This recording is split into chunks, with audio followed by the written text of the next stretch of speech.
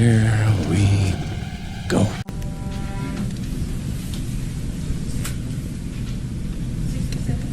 So, Mr. Grosskreutz, I'm going to show you what has been marked as Exhibit 67. That's a photo of you, yes? Yes. Okay. That's Mr. Rittenhouse? Correct. Okay. Now, you'd agree your firearm is pointed at Mr. Rittenhouse, correct?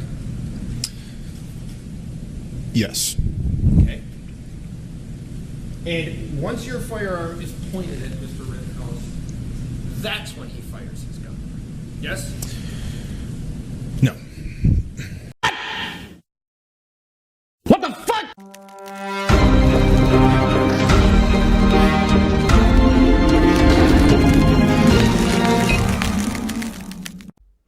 Hey, what's up, everybody? Jazzbro Gonzo here. Another episode of What's Next. Happy Wednesday. Woo! Fire, and more fire. I originally was going to do the ongoing and the never-ending drama that is one Aaron Rodgers, because he recently just had an appearance on Pat McAfee's show, and there's been new situations a-brewing. But this one just had to take precedent. The Kyle Rittenhouse trial. I did a quick snapshot yesterday in regards to their star eyewitness basically blowing himself up on the stand as the prosecutor put him out there as a number one, and he basically just literally, well, shall I say, figuratively, shot himself on the stand as far as their testimony is concerned. But I haven't really delved into the whole situation regarding the Kyle Rittenhouse trial in regards to where we are now and new developments. Let's take a look. Here's what happened so far on the Kyle Rittenhouse trial as it heads to week 2. Here's a short take of what happened in the first week of the trial of Kyle Rittenhouse. Rittenhouse is a 17-year-old teen who answered the call to help a Kenosha business on the third night of the riots. Yes, you know, remember those peaceful protesters on August 25th, 2020, who ended up killing 2 men and wounding a third before the night was over. Videos of the incident all support Rittenhouse's claim of self-defense. Those are facts. But in a hyper-political judiciary, the left-wing media, it's hard to know if the woke mob will allow people to dare to defend themselves anymore. The trial quickly began. After dumping an entire array of defense attorneys waiting to help with the jury selection, polling, public relations, shenanigans, it was done with a lightning speed. It was speed dating for jurors. That's not a compliment. One day to select a jury for an unequivocally hyper-political case, which saw a teen framed by the media as a vigilante who fired back when provoked by attacking grown white men. So the whole racial aspect goes right into trash. But just me. Not everyone agrees, of course. Though the case for self-defense is on video and clear to see facts, prosecutors brought the case hoping to get a conviction based on political wins. Someone had to pay for the transgressions of the woke protesters, and it surely would not be them. Indeed, 2/3 of Kenosha's jury pool was convinced Rittenhouse was guilty of something. Had to be. After all, he had a gun. He was white during what unquestionably was a peaceful protest. Oh, I'm sorry, race riot, excuse me. So, he must be racist or a Whooite-Supreme. He must be guilty, I say, to coin a famous Maxine Waters phrase.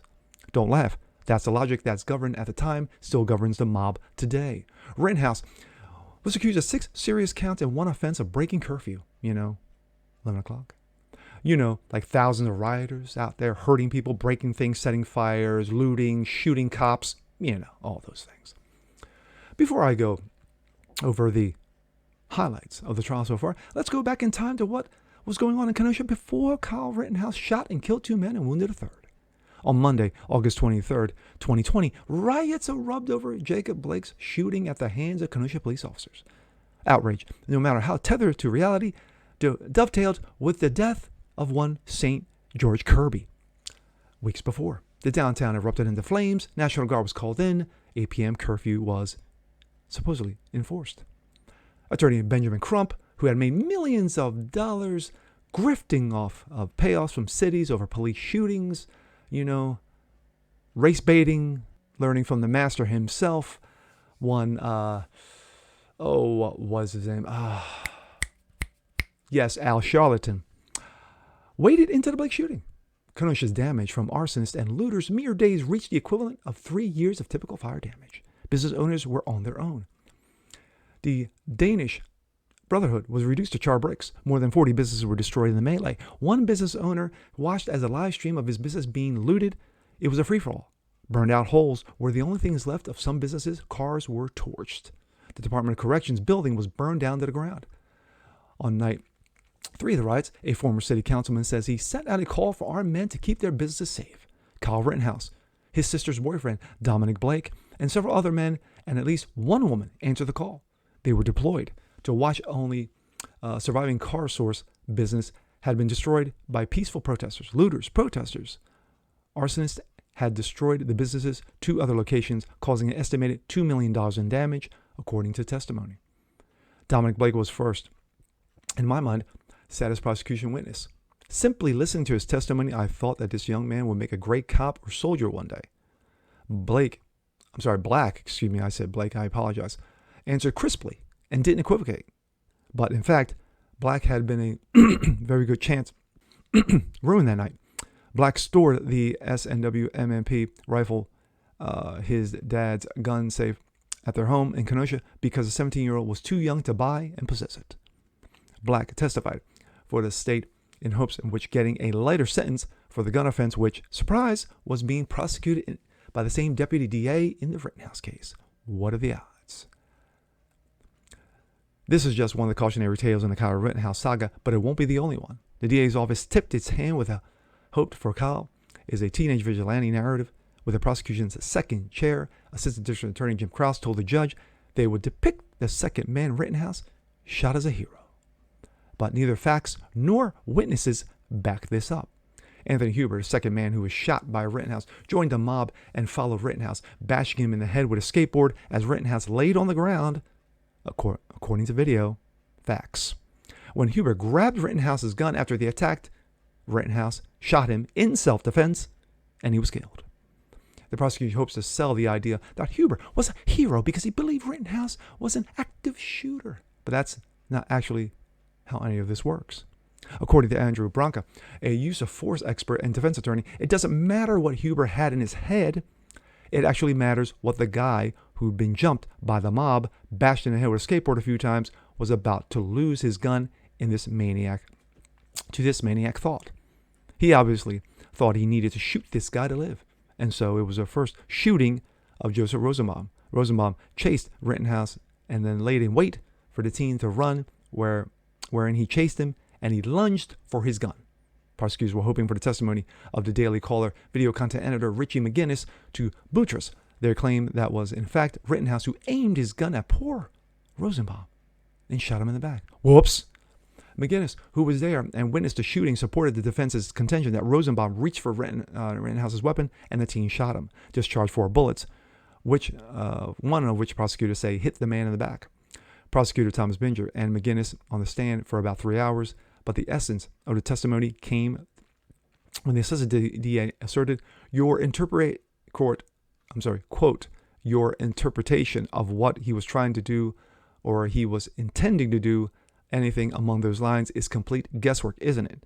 To which McGinnis responded, well, he said, F you, and then reached for the weapon, and then reenacted the move for the court. Another blow to the prosecution was when they tried to introduce sympathetic information about Rosenbaum when his fiancée testified he had been released from the hospital and carried a bag of supplies in his hand. After opening that door, the defense was allowed to bring up the fact that Rosenbaum had been in the hospital for mental issues and was on medication for bipolar and other maladies. Rosenbaum, who also had a police record filed for violent behavior, as does Huber, thought that it is being kept from the jury, is what's now current. Boom! the star witness for the prosecution Rittenhouse trial just blew up the state's case. This is PJ Media also. The man wounded in the Kyle Rittenhouse August 25, 2020, during Kenosha, Wisconsin, riots blew up the state's case against the accused murderer under cross-examination Monday afternoon. Though Gage Grosskreutz spent a couple hours on the witness stand, the man Rittenhouse wounded that night blew up the state's case in one short span of cross-examination, which was a sentence of 2+ minutes long. I just showed you a clip right in the beginning of this video that you'll see. 2 other men were killed in Rittenhouse that night. Grosskreutz was a medic and a peripatetic protester. Difficulty. Peripatetic. Okay. My apologies. I'm butchering the word. Protester. He lived in Milwaukee and traveled to Kenosha to continue his 75-day protest streak following the death of St. George Kirby and wounded Jacob Blake, and the wounding of Jacob Blake in Kenosha. He live streamed the riots on his Facebook Live and acted as an ACLU observer. He was a trained medic and offered his services during protests when needed. Prosecutors hoped that his wounded status would amplify the importance of his eyewitness testimony. But things didn't quite go that way on Monday, did it? He made 2 major admissions during his testimony that at least one of the prosecutors holding his head in his hands a la Picard. Yes, a Picard face palm classic. Grosskreutz, while questioned by Rittenhouse defense lawyer Corey Kirifisi, admitted that as a medic, he was concerned for Kyle Rittenhouse's safety as he watched the man kick the armed 17-year-old in the head, and another man slammed his teen's head with a skateboard multiple times. Rittenhouse shot and killed the skateboarder, Anthony Huber, as he grabbed for Rittenhouse's gun. Self-defense. Grosskreutz carried a Glock pistol on him that night and was illegally concealed. His concealed carry permit had expired. Oh my. Then Grosskreutz told the truth, and in doing so made the second admission that blew up the state's case. Under questioning by defense attorneys, Grosskreutz admitted that Rittenhouse had not shot him until his own Glock pistol was pointed at Rittenhouse. If there's justice in the world, that would be game, set, match. It was, legally speaking, a coup de grace. The attorneys watched the trial online, reacted to the news, arguing that there shouldn't be a direct verdict or a not guilty in the case of because the protester had proven Rittenhouse's claim of self-defense in the shooting. Oh my, it got blown the fuck up. Now, we continue. FBI spy video shows Kyle Rittenhouse being chased down at the Kenosha riots, which explained why you've never seen it. And I'm just going to go brief into this. For more than a year, prosecutors for the Kyle Rittenhouse case have possessed a FBI spy video footage taken by a fixed-wing plane flying above Kenosha riots. Rittenhouse's defense attorney said that they only learned of his existence recently. On Tuesday, the public finally got a chance to look at it, as shall you.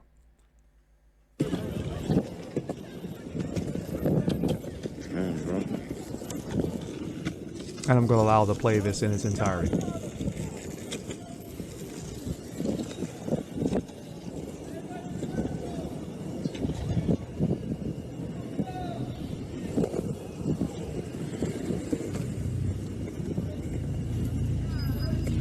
Further. Now you can see there, that's Rosenbaum. But as you can see and hear, Rittenhouse is asking for medical help. He's asking anybody, does anybody need medical assistance?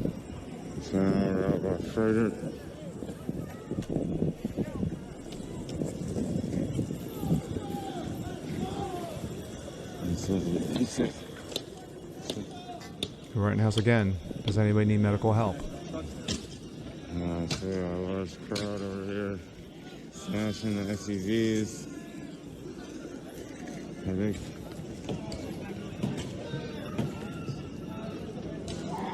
You got Rittenhouse. Rosenbaum is way ahead of Rittenhouse.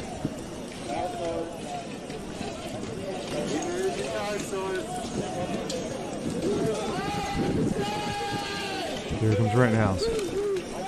Now Rittenhouse into the fray, into the picture.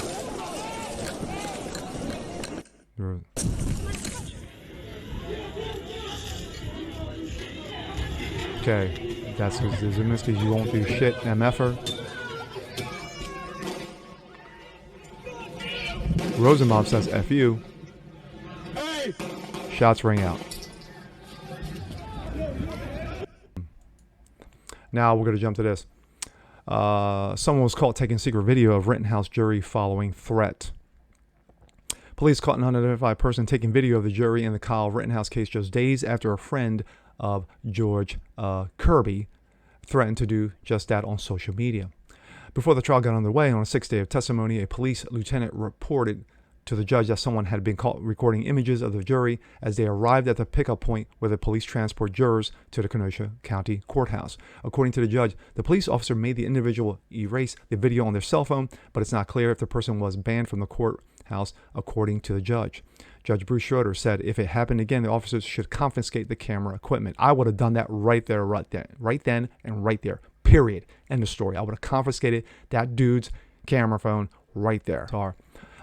St. George Kirby's friend, Cortez Rice, who is sometimes referred to as Kirby's nephew, released a video on Twitter which he claims he knows people gathering photos and other information about the remaining 18 men and women on the jury pool. Cortez issued the video as an apparent warning to the jury. In it, he says he didn't even want to name the people that I know that is in the Kenosha trial, if there's cameras in there. There's definitely cameras up in there. There's definitely people taking pictures of what juries and everything like that. We know what's going on. We need the same results, i.e., just like in the Kirby trial regarding the police officer. We know what's going on. We need the same results, man. Then he began listing people he believed, quote, needed justice. Now I'm going to jump from that to the actual Twitter video that this clown of Kirby actually posted. We're gonna name the people that I know that's up in the Kenosha trial. But there's cameras in there. It's definitely cameras up in there, and there's definitely people taking pictures of the juries and everything like that. We know what's going on. So we need the same results, man. We need the same results. Justice for Dante Wright, justice for Austo.